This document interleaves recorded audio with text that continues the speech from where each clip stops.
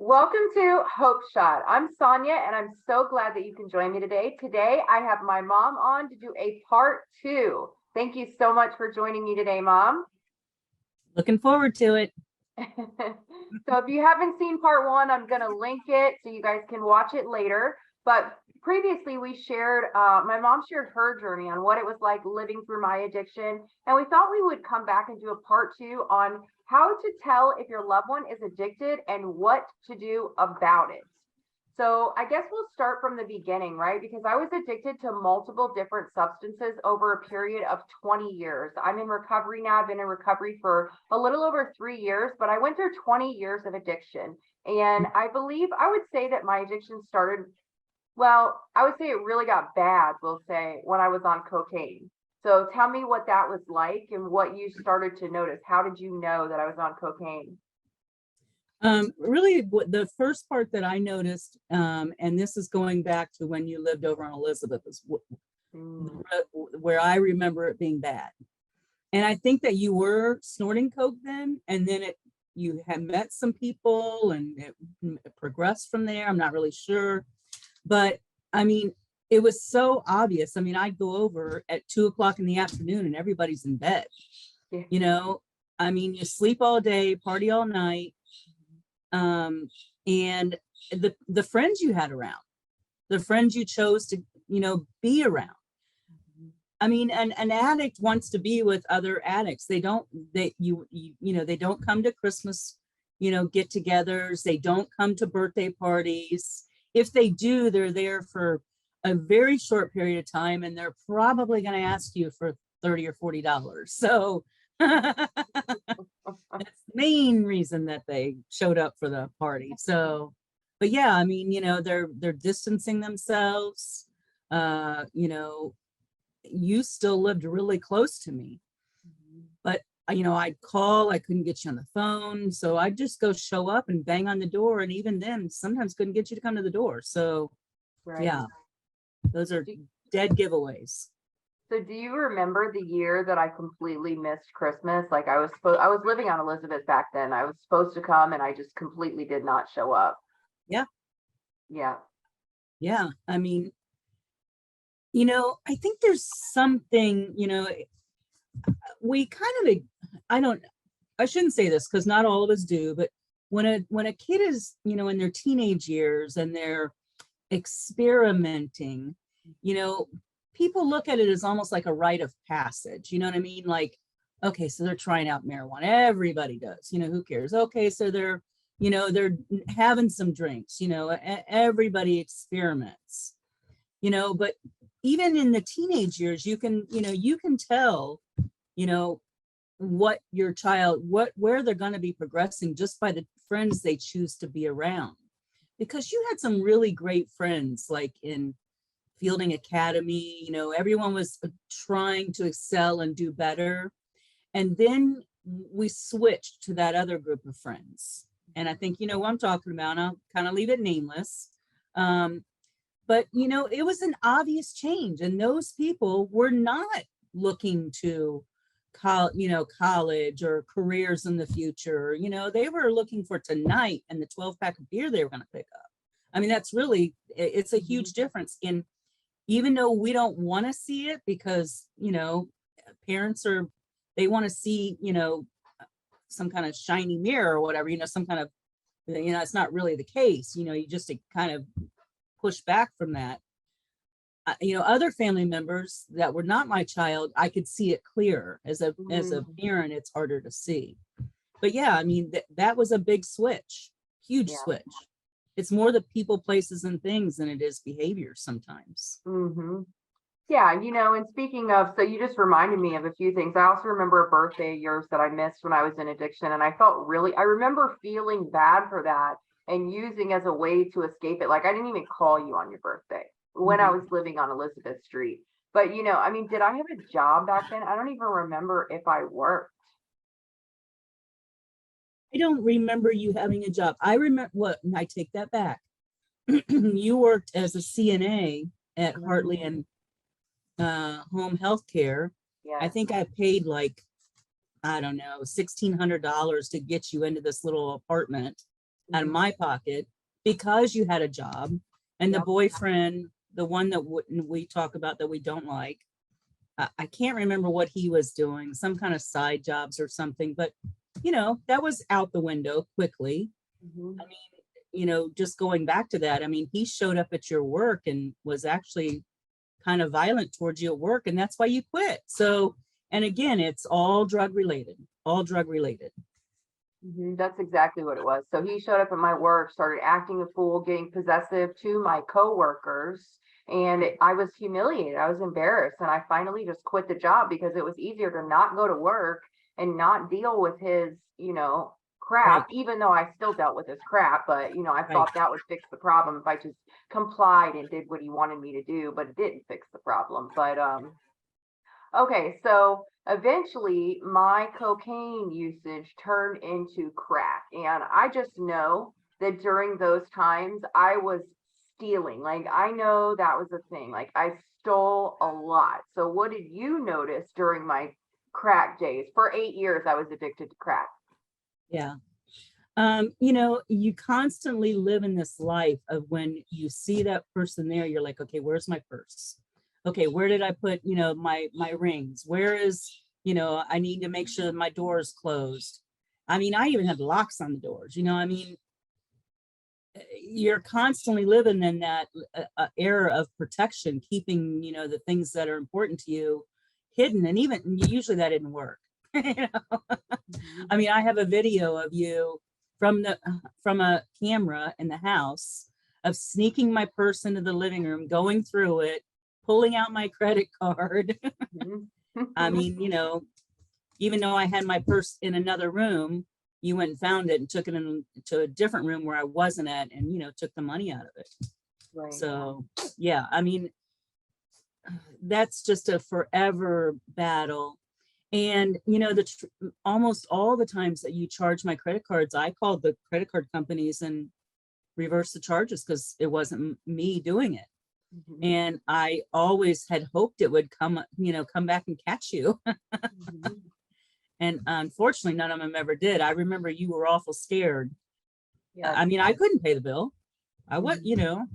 and I reported missing as soon as I knew. But yeah.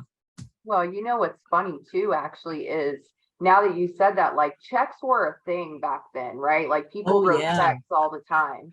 And I had gotten your whole checkbook one time. Yes. And I had my friends cashing the checks, right? Because if I Yes. didn't do it, then I couldn't get in trouble, even though I wrote it and my fingerprints were probably all over it. But that's actually the reason we talked about this on the last video. Like, I had moved away to try to fix my drug problem. Right. And that was the turning point of why I decided to go, because I had stole your checkbook, wrote a bunch of bad checks. You did call the law. Yes. And it might come back to get me. Yeah. Yeah. I mean, I think enough times probably passed that you're probably safe. But True. I mean, I don't know, it definitely, I mean, I know that there was some jewelry that was stolen Mhm. when I was out of town or whatever. And I Mhm. know one of your friends ended up doing a little bit of time for it. Do you remember that? Mm-mm. She lived a couple of blocks away. Oh, yes. Yes. I didn't do that though. I just had bad company around. She stole the ring, and then I tried to get her. She told me she stole it, right? So I'm like, if you go get it back from the pawn shop, you won't get in trouble. And she never did, because she had some other person that pawned it. And that's what you do in your addiction. You don't want to be Right. the one, but so you throw other people under the bus. Yeah, Well, they she both did. went to jail. Yep. And they did try and pull you into it. Of course, I didn't know because I wasn't there, but you were the only one with access to the house. So that's why they, Right. tried to, pull you into it. Yeah. And then another one of your friends, maybe it was the same girl, but they went around our yard and took all of our metal, like Same tables. girl. Same girl. Same girl. She could go take it to, what is it called? The scrap yard. The scrap yard. I mean, pieces of things that Bob had built for me were going down the road in the back of her car, you know, That was Yeah. another thing too. Like we would go and we would steal copper wire from places like construction sites, and then we would go home and strip it while we Right. were using. So we had something to keep our minds busy. And the next day we would take it to the scrap yard and then get money for it and repeat the cycle over and over again. Of course, you have to find different construction sites to steal from or people to steal from. We've even, when I was living in Lake Wales with my ex, we stripped a whole trailer that somebody actually lived in and was out of town for the week. We stripped their trailer of the aluminum siding, and yeah, I took that to the scrapyard too. And they didn't notice. Well, I'm sure they did, but well, I do remember a time when you were with that person, and you guys had like, I don't know, 4 reels of copper wiring in the back of your car, and Detective Day called me to come, and I think I came to get your dog and your car that day again. And he let you go, but I mean, he was a big, I think he was one of the stepping stones in your life to turn your life around. I mean, he did, you know, he said, you need to get away from this guy. Yeah, he's still active duty today. I just seen him just recently, a few months I ago. love him. He doesn't remember me, but you know, that just goes to show like how a police officer can make a difference in somebody's life, like how many lives did they touch. So what happened was I was driving with no license, 7 o'clock in the morning, trying to get to the scrapyard when they open. I had a reel of copper wire from the electrical company. Okay, we broke into the electrical company, and that's back before they coded them, I think. True. Yes. Yeah. So we got caught. I got caught running a red light because I was trying to get there on time with burglary tools and the wire from the electrical company in the back of my car and my boyfriend at the time. And I'm pretty sure that the police officer was the same guy that abused me. And I'm pretty sure that he had like a really good sense of what was going on because they put us in separate interrogation rooms. And he was manipulating me from the other room, like yelling at me. And I think just the way he was acting, like he turned off the lights, laid on the floor and went to sleep, you know, and I had never been in trouble before at the time. So I was like terrified, you know, so I think that's why they let me go. They almost took me to jail that day, but I think that's why they let me go. And I'm scared of elevators. And he told me, I'll never forget. He told me, he's like, if I ever see you in my jail, I'm going to put you in the elevator and then in the smallest cell that we have. So I always was like worried about running into him again, you know. Yeah, that definitely would have done it because you and elevators were always a thing. So yeah, still are today, actually. Yeah. But you know, the other dead giveaway is, you know, when you're not paying your bills, you lose your place to rent, you lose your car, you lose your insurance, you lose your license. You know, you know, you have money, you had a job, but you know, you take those funds and you use them towards, you know, the drugs, and you lose the place to live. I mean, it's not because somebody at work was mean to them or, you know, blah, blah, blah, blah, blah. There's always some kind of excuse. It's because they chose to use the money for something else. Exactly. Yeah, there's always a story or a manipulation or it's always somebody else's fault, right? Always. Yep. Yeah. So, okay, so that was really like the cocaine and crack era, right? And back then I wasn't shooting up. I was just smoking it or snorting it or, you know, but I hadn't started shooting up yet. So we kind of touched on this before we started, but for many years, I was addicted to pain pills and functional on pain pills. I was even on the MAP program for several years. That's a whole thing too, right? On the what program? The methadone program. Oh, yes. Yeah. Yeah. So did you notice anything with pain pill addiction? Well, they're always a little bit harder to detect, I think. I mean, because the truth is that, you know, prescription drugs are legal. If you've got a prescription for them, you know, you can take them. Unfortunately, a lot of people get into drug abuse because of these prescription drugs, because they need more and more and more and more. It makes them feel good. They think, you know, a little bit's good, more is better, right? Right. And if you have a, you know, tendency for addiction, I would say, you know, with the opiates, that's what they are, right? they made you moody. Yes. That was really the biggest thing that I noticed. And you and Steve fought a lot when you were taking the pain medications. I mean, he did, he was taking them too, to get up for work and to go to, so yeah, you guys verbally fought a lot more in those years, even though you were functioning, you were both working, you were taking care of the kids and doing a good job at it. They were well fed, well cleaned, I mean, they were, taken care of, but you were still, struggling. Yeah. So yeah, that's actually a really good point. I'm glad you said that, because moody, that's like a big telltale. For me, it's harder for me to notice that on myself, but I know when Steve was using, it's my husband, when he was using, that's the first thing that I would notice is he would be so moody. Right. Okay, so eventually, actually, let's touch on the methadone days a little bit. So there's Yeah. a lot of people that do maintenance programs, and I don't disagree that they work or that they don't work or work, but I know for me, when I was doing a maintenance program, I wasn't ready and I didn't really want to be clean. So what I did was I used the maintenance program as a Band-Aid to cover up my opiate addiction so that I didn't get sick. And I used other drugs during that time. So I do believe that there's people that can do it successfully, but that's not what my story was. So tell me about all of those years that I used to beg for money for the methadone clinic And a ride. yes, every morning. And I swear to goodness, we were never there. It was always a race before they closed. Hurry up, they close. You want me to do like 90 and a 35. That's true. Yeah. I don't do things that way. Well, they close really early. So they close every morning. Like most of them close like 9, 10, or 11 in the morning. So if you're not there early, you're not getting your dose. Well, here's my thought on it. And this goes, if it helps people, I'm all about it. Just like marijuana, I believe that is a very good drug if properly used. I mean, but all of this stuff is what they call biblically pharmakia. I mean, none of it is good.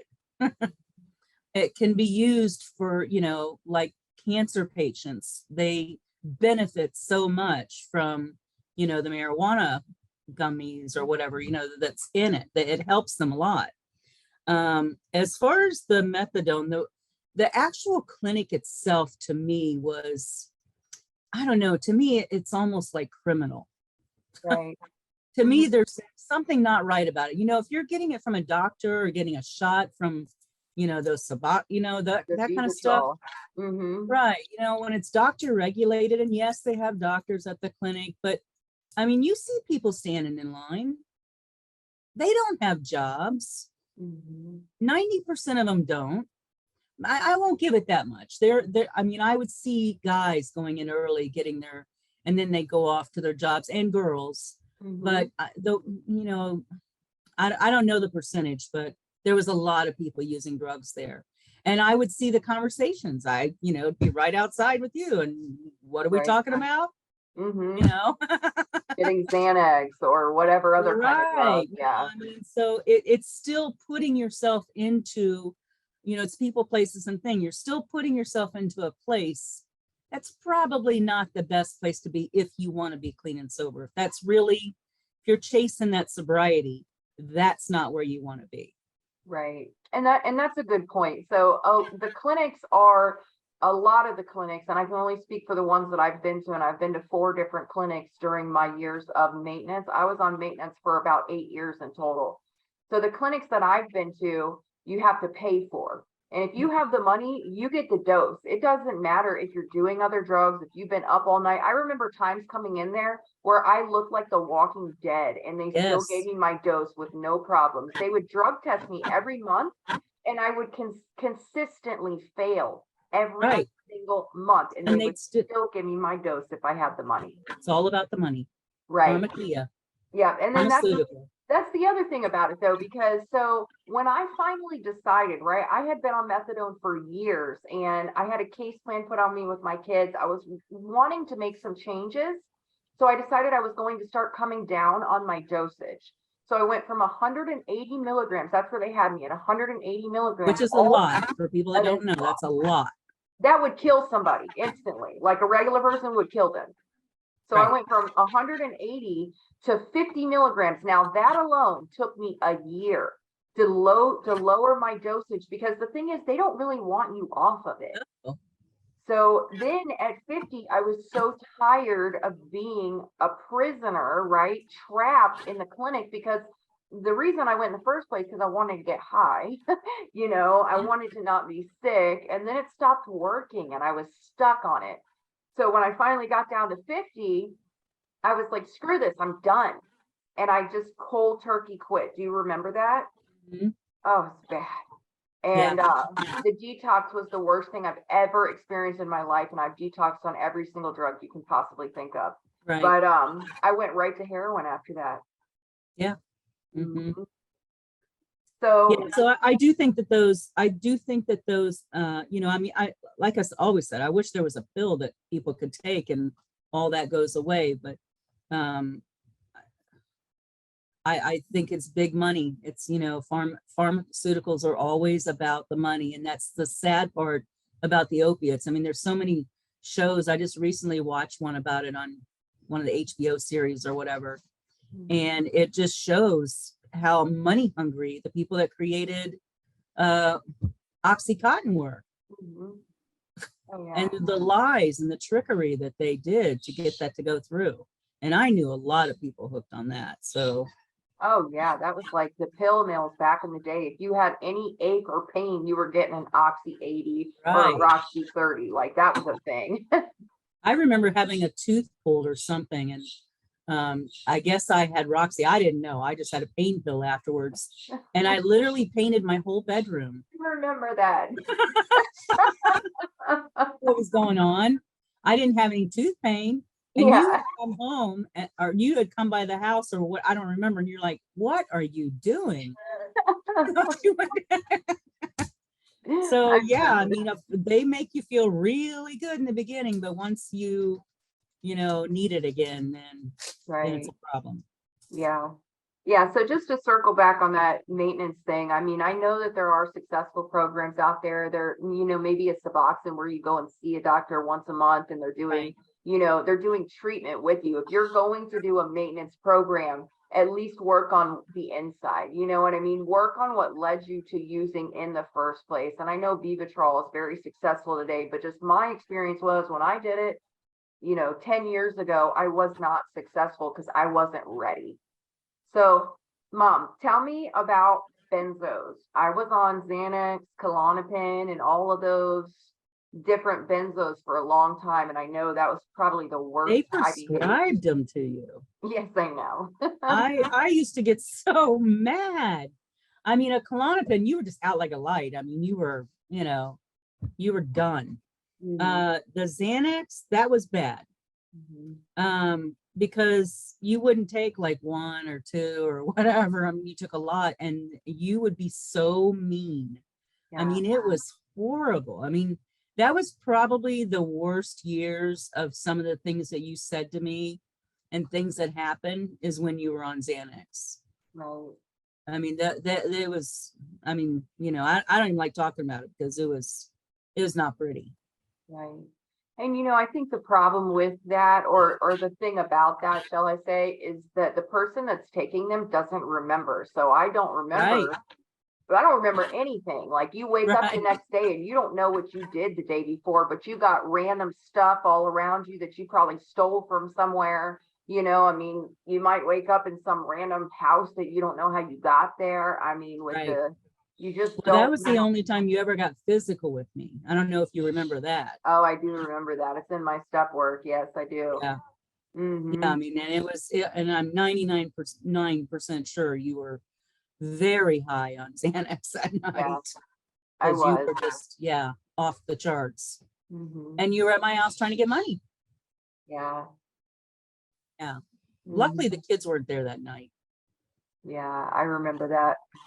Yeah, Yeah, I think of all the things I did in my addiction, like that's one of the ones that I've held the most shame and guilt for, because I would have never, I mean, ever done something like that if I wasn't using, you know? right. Yeah, but I mean, it it was you and your addiction. I mean, when you're not using, you're nothing like that. So, Right, but that's what addiction will do to people. And right. especially those drugs. I mean, they're just, you know, and again, they do serve a purpose for people. I mean, for some people, when properly taken, they can be beneficial, but it's still a pharmaceutical. It's still a drug. Mhm. I mean, just like the water, the ocean, you need to respect it. You certainly need to respect these man-made killers. Mhm. These, Absolutely. so Hmm. Okay, so let's move on to my last two addictions, right? And I think these were the two worst, and what led me to my rock bottom was, we'll start with the heroin addiction, right? So talk about, what did you notice that I was on heroin, and I know it was bad. yeah.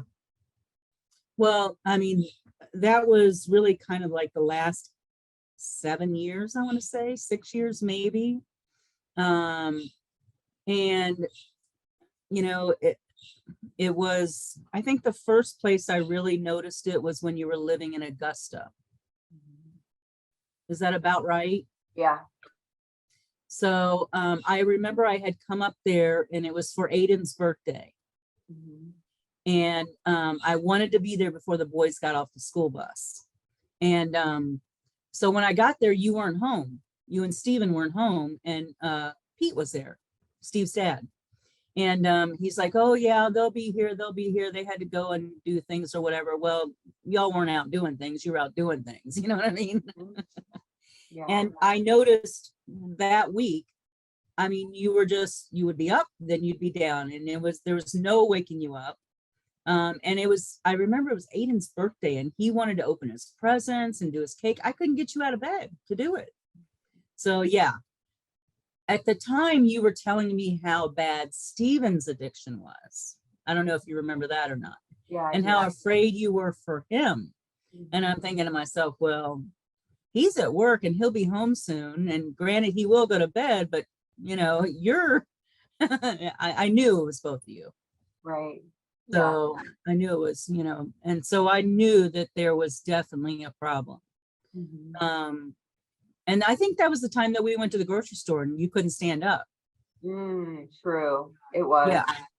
I Yeah. mean, we were looking for stuff for Aiden's birthday or whatever, party and just getting some things together. And yeah, we bought that big, huge, what's the thing you hit with the stick? The pinata. The pinata. And yeah, you couldn't stand up. And Mhm. so that was really my first introduction to, behaviors. I mean, look, heroin's been around a long time. I mean, Right. back in my day, so I've seen what it does to people. I personally never tried it, even though, I did try a lot of drugs as a teenager. But I never, touched that. I was always afraid of it. But so I did know what it would do to people. And I could definitely see those signs. Right. And actually during that time, so it kind of all like happened kind of together. Mhm. So during that time, so what happened is, right before I left to go to Augusta, and this was in the last years of my addiction. So right before we left to go to Augusta, I want to say it was like in 2015, we quit going to the methadone clinic and we got hooked on heroin. And not only were we hooked on heroin, we started shooting heroin. So that's when my addiction went from That's smoking it and snorting it to shooting it. So when you got to Augusta to come and check on us, right? It was we got the kids up there January of December, or 2016. It yeah, was it was New Year's Day. yep. That's the day that we got back with them. And we were heavy in addiction by then. And everything looked okay on the outside, right? Like we had the car, we had the house, my husband had a job, the kids were home, we were living with his dad. Everything looked like it should be. But on the inside, we were heavily in addiction. It wasn't just heroin, it was also meth. So that's why one minute I would be up and the next minute I would be down, and then you couldn't wake me because I had been up for days and days and days and days. And, So it kind of happened together, right? Yeah. And just saying that, I remember you guys lived at that apartment place over on Beneva Road, and it was bad there too. And True. the kids were sent to my house then too, before Mhm. you went back to Augusta, because we had another child's plan, and then the kids were with me, and then you and Steve took off and went. I think he had a warrant. Yes, that's why. Yeah, so you guys took off and went to Augusta like in September, and then came back and got the kids in like December. And I, had to investigate, and I knew Pete was, a good guy, and if I wasn't there, he could be there. So I felt some protection there, that he was, keeping an eye on the boys too. Right. And I had a code word for the boys. I don't know if you ever knew this, but because in all this time, they were with me probably more than they were you at the time. Mhm. And I told them, I said, look, if it ever gets scary or something happens and you get on the phone, I said, you just say the color red and I will be there. Mhm. And they're like, I don't know, 3 and 5, they're like, okay, red. Ooh, okay. I mean, they never said it to me, but I do remember just before this all happened, you had come down with your friend who's now Felicia. passed away. Mhm. But Nicholas didn't want to go back. Yeah. You remember that? And I really, I feel guilty, because it was only like 4 weeks later, you called me from the police department, or, from jail or whatever. And you said, Mom, you got to get the kids off the bus because I'm going to jail. I'm in Sarasota. Yep. And they got off the bus 2 hours after that call, and you had to Right. I was make it so happen. freaked out. I mean, Mm-hmm. thank God I was able to get a hold of Felicia. Yeah. And not that that was the greatest option, but it worked for the moment. Right. And she held him until I got there. I mean, I literally just, canceled all my appointments and took off. Yeah. I mean, I drove there probably faster than I could have flown. So, Right. And what but yeah. happened was Felicia and I came, that's my sister-in-law, so she has passed away now. But we came down to Florida to visit for a couple weeks with the boys. Then we went back up there, and when we went back up, I don't know if Steve's dad passed away, if Pete had passed away before or after, but It that's was really when we started after. spiraling. Yeah, it was Yeah. after. So by the time that I called you because I was arrested, we were in a hotel. The Right. boys were going to school. The school was trying to help us. They knew we were struggling. We didn't have a car. We didn't have a place to live. They were coming and picking the boys up on the bus from the hotel. I mean, Right. they were trying to help, but we were just really in a bad way. We were stealing to survive every single day. We were stealing to not only provide for our habit, but to feed the kids at night, and it wasn't much. They weren't getting much. So that's Right. probably why Nicholas wanted to come home. They Yeah. knew it He was said he bad. was hungry. Yeah. Yeah. Yeah. Yeah. So that was bad. Yeah. But I mean, again, not to get off subject. I mean, it's really, we're talking about the signs, of addiction, and the heroin's the hard one because the signs are so obvious. Mm-hmm. I mean, and they're bad. I mean, when someone's in heroin addiction, you need to know that they could die today. Yeah. That's a fact. Mm-hmm. So, enabling them, like I paid for a lot of those hotel room nights. Yeah. I had a lot of pizzas sent to your room, and I mean, I did it because I knew my grandsons needed to eat, and you probably were going to use the money for a different way. Mm-hmm. But though, that's what do you do about it? Right. What do you do about it? You have to protect yourself. I mean, if they're choosing to do that, there's not really a lot you can do to change it, but enabling it is allowing them to do it another day. Right. And today could be their last. So don't enable them and give them, make them like you guys. You ended up going to jail because you were trying to steal, because you knew you weren't getting money from me or whatever. At this point I was doing hotel nights and pizzas once in a while, but definitely not. I remember you were on the side of the road in the car one time and called me because you needed gas and you wanted me to wire you money. And I was like, just ask somebody for $5, they'll give it to you. Yeah. So, you know, I mean, those, you know, they're really all the signs for heroin or whatever. You don't really need signs, you know, those are pretty obvious. So, All right, so then let's move on to meth, because I think, to me, in my opinion, heroin is very obvious, but I feel like yeah, meth is more obvious just because of yes, the complete insanity. So talk yes. about that for a minute. Well, and you know, not to make light of it, but I mean, Steve worked on that truck and never fixed a thing. Always, he was out in the front yard doing something Under the underneath. truck, behind the hood. And, you know, another family member, which, you know, I don't like to call out names or whatever, because, you know, I don't have the permission to do that, but Right. do the same thing out there working on the boat in, you know, 100 degrees and not fixing anything. You know, I mean, duh, you know, but you just kind of, okay, well, they're just out there tooling around the front yard, you know, whatever. Mhm. But yeah, I mean, they're constantly working on something. They can't find anything and they don't get anything done. And the other thing is that there's physical signs. When the person that you know or love or whatever, when they have sores on their face or in places, Mhm. there's not some kind of disease they have. They don't have acne Or worms. or worms. They're in active addiction, period. Yeah. You know, Yeah. and unfortunately, meth is the one that takes people from beautiful to horrible. Mhm. You know, you lose your teeth, you get, you know, scars from all these things. I mean, you know, I'm, you know, it causes you to lose weight. I mean, just so much. And they're up all day and all night for days, Mhm.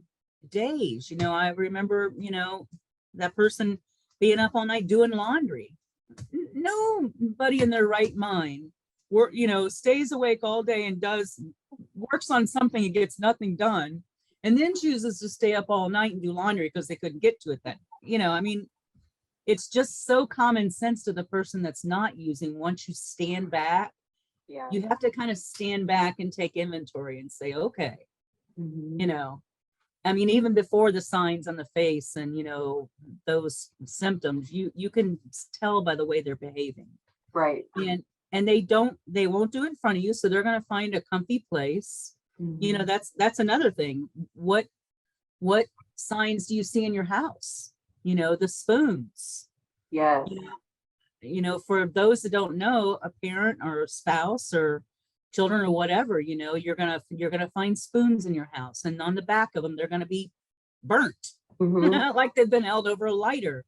Um, the little glass tubes that, you know, that people Mhm. buy the little roses in, right? Yep. And yeah, Yep. I That's mean, for crack. Mhm. if you're finding these things around the house, you might have a problem. Right. Uh, cans crushed with little holes poked in them. Right. You know, I mean, and you look at it and go, and then it smells kind of sweet, as I remember, right? Mhm.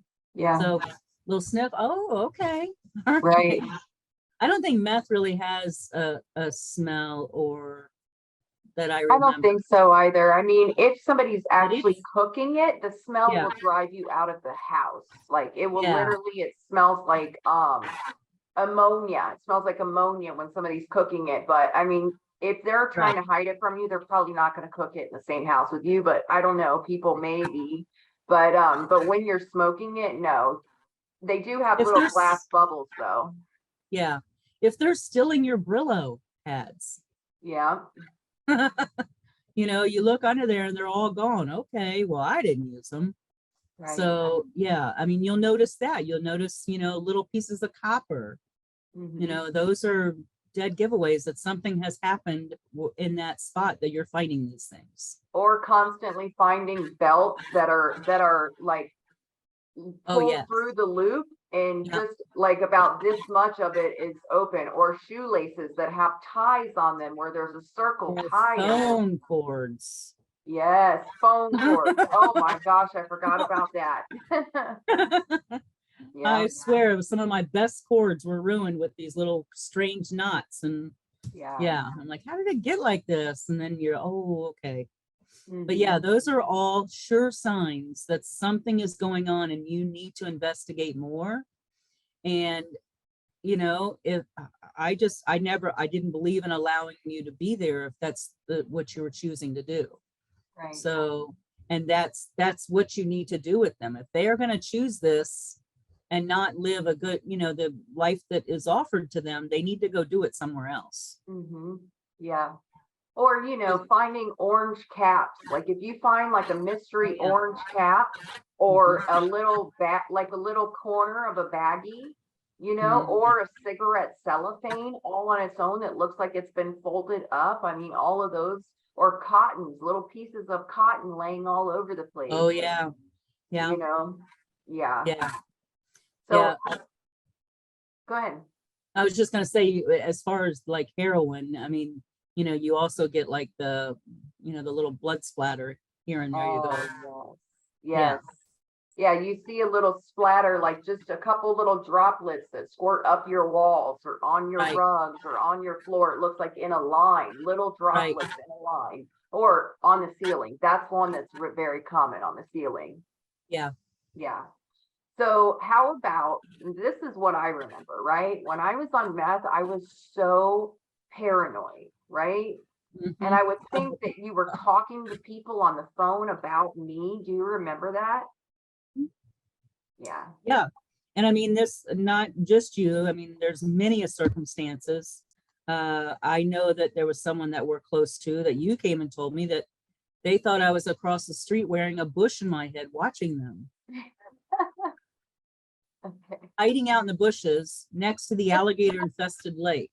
They Sorry. were convinced that I was down there with binoculars watching the house. So, yeah, yeah.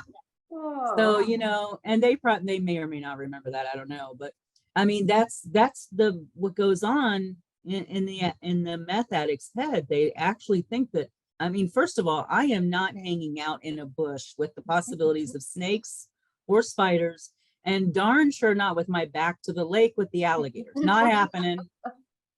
Be happy, do your addiction. I'm not going to watch you. Um, but yeah, I mean, I remember the phone call, from Augusta that night, where you're Mhm. like, stop talking to the police. And it's 3 a.m. and I'm thinking, there's an emergency or something. And I think this was before the kids.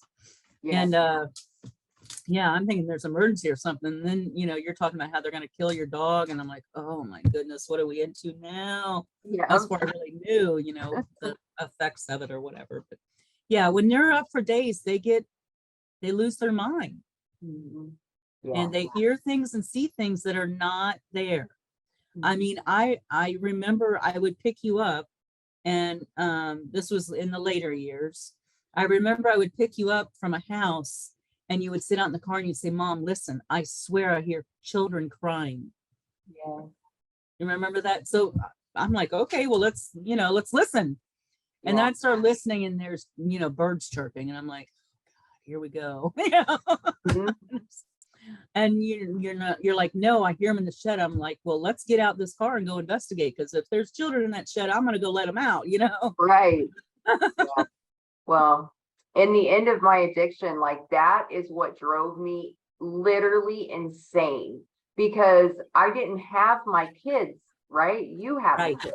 right, So I thought I was hearing my kids or right. other kids screaming underneath the ground in a basement somewhere. And we live in Florida. Yeah. There's like very rarely do you find a Mhm. basement, but I Right. was sure I was hearing kids underneath the ground. And now today, like I believe that was like a spiritual warfare, demonic Yeah. manifestation. But Hmm. it was very scary and it literally drove me insane in the end of my addiction. Yeah.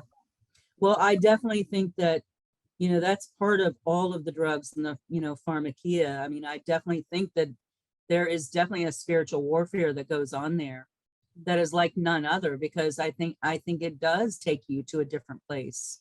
I mean, the drugs bring you closer to the evil side. They really do. And, God's, constantly fighting that battle, hoping, to get you back. lot of times through the prayers of and the power of, family members. Yeah. So yeah, I mean, it's definitely a spiritual warfare that goes on. Mhm. Yeah. Okay, so that pretty much covers that. I mean, I'm sure there's other drugs out there, but that covers what I was addicted to and what you have experience in. So let's talk about the solution, right? And you just kind of touched on the solution. So what are the things that you did that you found that worked, or things that brought you peace going through all of that? Because it was so long and so many years, and there was no solution that you could see. So what brought you peace back then? Well, you know,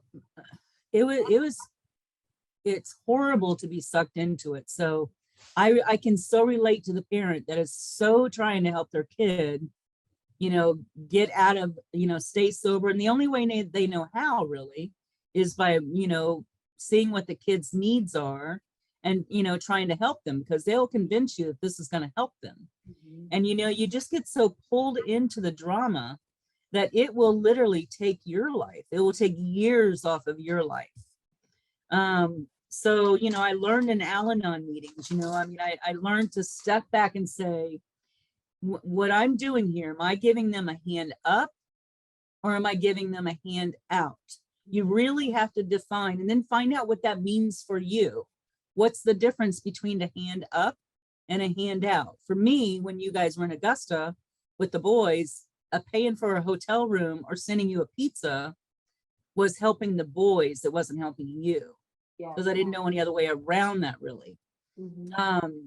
So yeah, you have to really kind of step back and determine whether what you're doing is helping at all.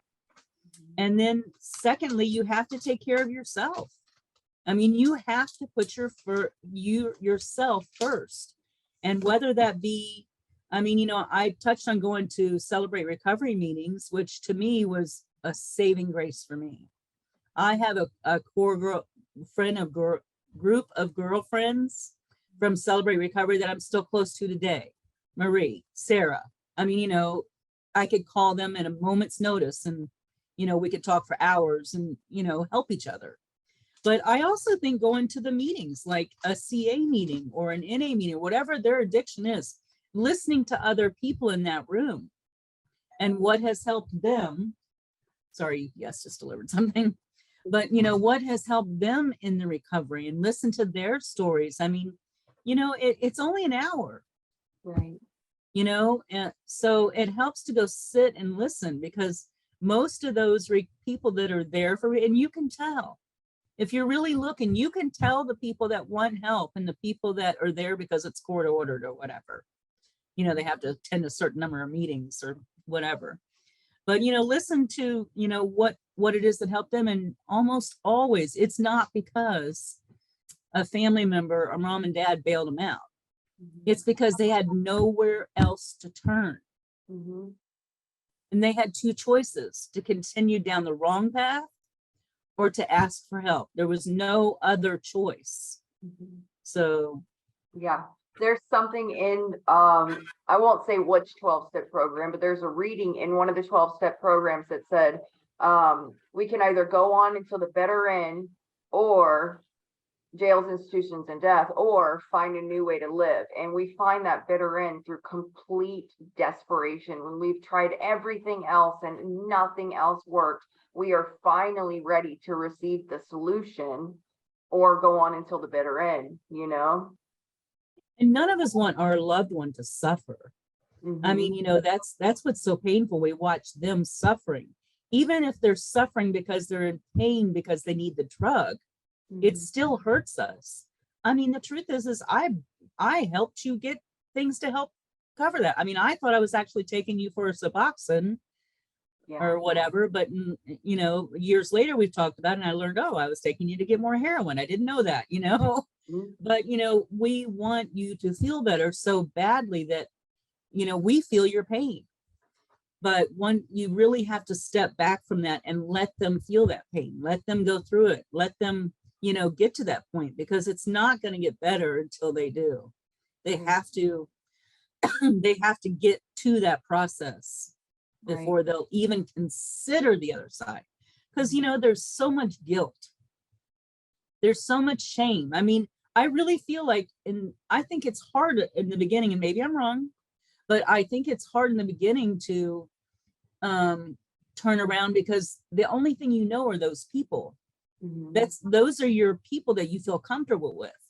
So when you're around family or people that are not using, you don't feel like you are deserving, or, you know, you carry that, like they're all staring at me, they all know it, you know what I mean? Like you carry that. So you pull away from those groups, which will help you. So that's why the recovery, you know, groups for people that are using and people that are not, you know, for the loved ones are so important. Right. Yeah. Because nobody else can really relate to that. Yeah, I agree with that. So, so I want to say something that you made me think of, like when somebody's in their addiction, right? And this is something to help whoever is listening to this to get through this. When somebody is in their addiction, you really have to try to separate the person from the addiction in your mind, because the things that they are saying and doing when they're under the influence, that's not the person that you love.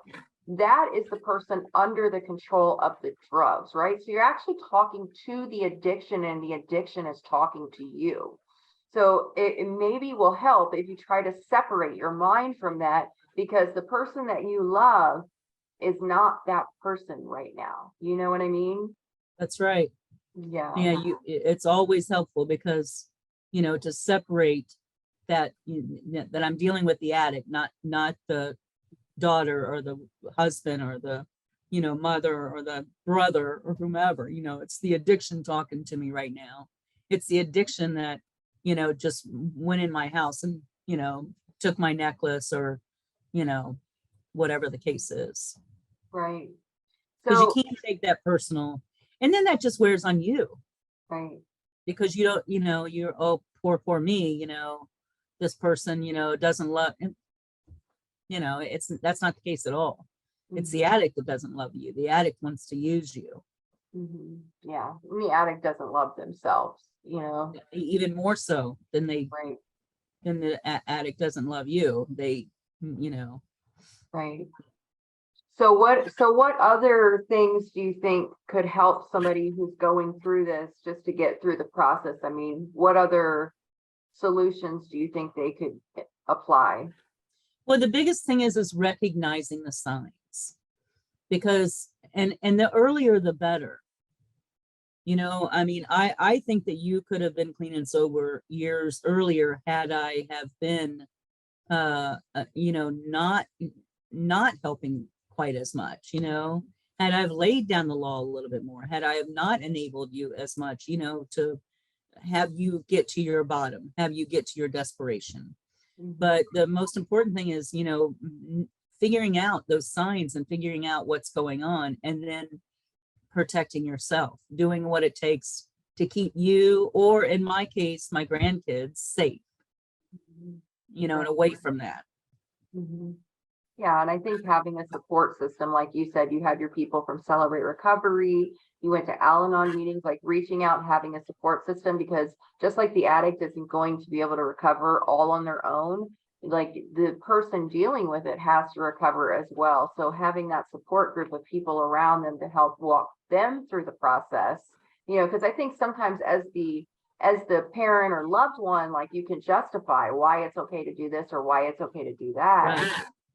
Yeah. To be able to bounce it off of someone else, Mhm. you know, or have that person, you know, help you walk through the process is very helpful. You know, I mean, as the mother of an addict, and my husband, spouse, you know, who loves you dearly, but you're not his biological daughter, you know what I mean? So, you know, that can cause a friction. So it's always better to turn to, and he did amazing, you know, I'm not knocking him at all, but you know, it's good to go to like the Al-Anon meetings and those places where you can find people that are going through the same thing that you did, that can give you some, you know, feedback on how to handle things. Right.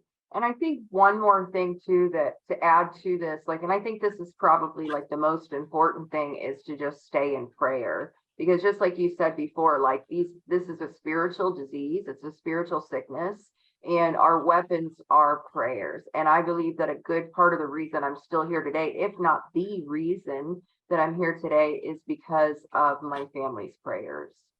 Yeah. That's the absolute truth. I mean, really, we should have started with that, because, you know, my opinion, there is no recovery without it. So, Right. Yeah. So do you have anything else you want to add? Any last words before we close? nothing I can think of. Just, you know, the earlier you see the signs, the better. You know, don't make excuses for them. You know, if I always say, where there's smoke, there's probably fire. So, you know, just if it's smoking, you need to investigate more, and you know, not just for their protection, but for your protection, so that you know what to do and how to handle it. And reach out, you know, to the groups that are out there. There's lots of them. Get involved, go to meetings, Yep. and pray. If you guys want to hear more from Mom, she has, her name's Becky, by the way, but anyway, she has a Facebook page, a support group page for loved ones of addicts. I'm going to link it down in the comments below, so you guys are welcome to join the group. There's a bunch of people in there just talking and supporting each other. So thank you so much for doing this with me today, Mom. This has been really, really good information. If you guys like this video, click the like button, and we will see you back again on the Hope Shot soon. Really quick before we end, on that Facebook website, just so you know, it is a private group. So when you get in there, you can share privately. It doesn't go on to any of your, you know, leads or whatever. So it's a good place to come and vent, and just, you know, tell us what you're going through, and we're going to support you. Right. Yes. Thank you, Mama. All right. Okay. All right. Thank you guys so much for joining. Have a great day.